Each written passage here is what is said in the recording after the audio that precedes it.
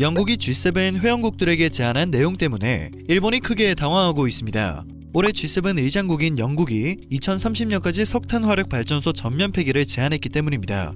일본은 석탄 화력에 대한 방침을 바꾸지 않고 있는 상황이라 크게 난색을 표할 수밖에 없는 상황입니다. 이번 G7 기후 및 환경 장관 회담은 20일에서 21일 온라인 형식으로 열리게 되는데요. 일본 정부 관계자에 따르면 비공식 실무 수준의 협의에서 의장국인 영국은 G7 각국에게 2050년까지 온실가스 배출량 실질 제로를 달성하기 위해 2030년까지 배출량 삭감 목표를 더욱 끌어올리라고 요구했다고 합니다. 아울러 이산화탄소 배출량이 많은 석탄 화력에 대해서는 2030년까지 기존 시설을 포함한 전폐와 해외 화석연료 사업 공적 지원을 중단하자고 제안한 것으로 전해집니다. 현재 G7 회원국 가운데 석탄 화력 발전 폐지 시기를 표명하지 않은 국가는 미국과 일본뿐입니다. 회의 전 파격적인 제안 내용이 밝혀지며 일본 언론들은 관련된 내용을 앞다투어 보도하고 있습니다. 마이니치 신문의 경우 현재 이 안을 놓고 실무 협의가 계속돼 최종 합의가 어떻게 이루어질지 불투명한 상황이라며 석탄 화력 발전을 유지한다는 정책을 바꾸지 않는 일본 정부로서는 매우 받아들이기 힘든 제안이라고 분석했습니다. 교도통신은 영국의 제안으로 인해 석탄 화력을 계속 이용하는 일본이 고립될 가능성이 있다고 우려했습니다. 이에 대한 일본 네티즌들의 반응이 굉장히 뜨거웠는데요. 관련된 기사에는 뭐든지 주의를 따를 필요는 없을 것이다. 사정을 호소하는 것이 일본이 나아갈 길이다. G7의 일원인 일본은 일단 선진국이기 때문에 제안을 거절할 힘을 가지고 있다. 제안을 한 이유를 이해할 수 없다는 반응들이 줄을 잇고 있었습니다. 일본이 고립되는 것을 두려워하는 심리가 그대로 드러나는 반응, 자의식 과잉이 드러나는 반응들이 대부분이었습니다. 앞서 스가 내각은 2050년까지 온실가스 실질 배출 제로를 달성하겠다는 의사를 표명한 바 있습니다. 이를 위해 2013년을 기준으로 2030년까지 배출량을 26% 감소시키는 목표를 46%까지 끌어올리겠다고 설명했습니다. 그러나 일정 수준의 석탄 화력 발전을 유지한다는 정책을 고수하고 있고 여전히 구체적인 실현 방안은 아직 정해지지 않았습니다. 말만 뻔지르르하게 질러놨다는 말이 나오는 이유입니다. 마이니치 신문은 스가 총리가 지난 4월 미일 정상회담 후에도 미국과 일본이 세계 탈탄소를 리드하겠다고 강조했으나 일본이 G7 기후 논의에서부터 고립될 우려가 있다고 지적하고 있습니다. 일본 정부 관계자도 세계를 리드하기는커녕 일본이 세계 전체 탈탄소 대책 강화에 발목을 잡고 있다는 인상을 남길 우려가 있다고 꼬집었습니다.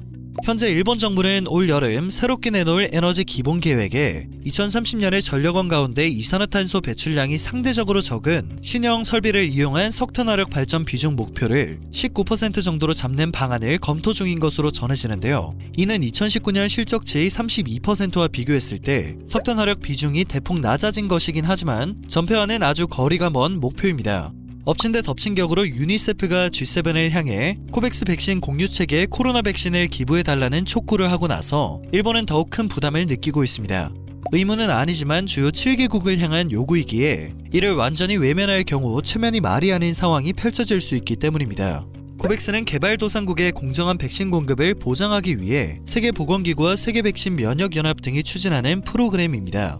그리고 유니세프는 코백스에서 확보한 백신을 직접 공급하는 일을 맡고 있는데요. 로이터 통신에 따르면 헨리에타 포어 유니세프 총재는 지금 당장 이용할 수 있는 백신을 공유하는 것은 최소한의 긴급 조치이며 지금 당장 이뤄져야 한다며 백신 공유는 취약 국가들이 인도에 이어 다음 발원지가 되는 것을 막는 데 도움이 될 것이라고 말했습니다. 포어 총재는 과학정보 분석업체 에어피니티의 연구 결과를 인용해 G7 국가들이 6월에서 8월 가용 백신을 20%만 공유하더라도 1억 5,300만 회분을 기부할 수 있을 것이라면서 이렇게 하고도 이들 국가는 대국민 백신 접종 공약을 지키는데 아무런 문제가 없을 것이라고 강조했습니다.